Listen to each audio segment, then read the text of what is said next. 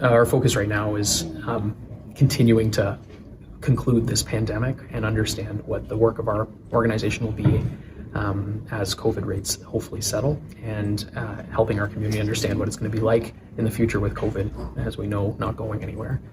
So that's a focus. Another focus is caring for our people and our staff who've had a really exhausting couple of years. They need some space to unpack their experiences. They need some time to know what the new normal is going to be like, and they need to also have an opportunity to get back into the swing of things for the public health work that they used to do.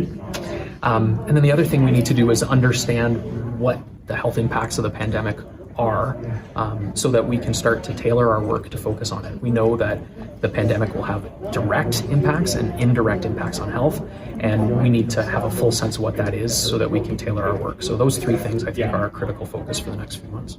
After finishing residency, the opportunity to come here was a true gift. I was delighted to have an ability to come into this role, to care for community, broad portfolio.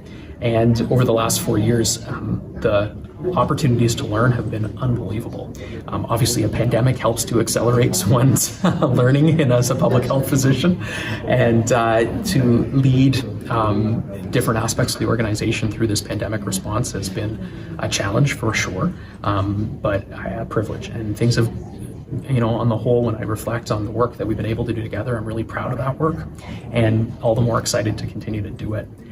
It's a bit surreal to have the board ask me to hold this position, but it's one that I feel ready to do, and one that I'm excited to do. And chief amongst that is that I get to work with a bunch of awesome people.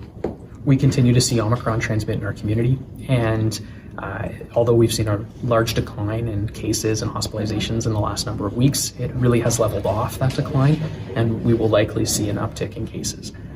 As a result, we'll continue to strongly recommend masks in indoor environments, and recognizing, even though the mandates aren't there, that masking is a simple thing that you can do as a part of a layered approach to protecting yourself. Also, for organizations that are out there, you are able to also have masks. So for example, as an employer at the Middlesex-London Health Unit, we'll continue to have masking in indoor environments for our staff, and we'll have that in place certainly through March and into April, and then we'll reassess. I think, as all things COVID, you gotta keep looking at the data, gotta keep looking at the evidence, and go from there.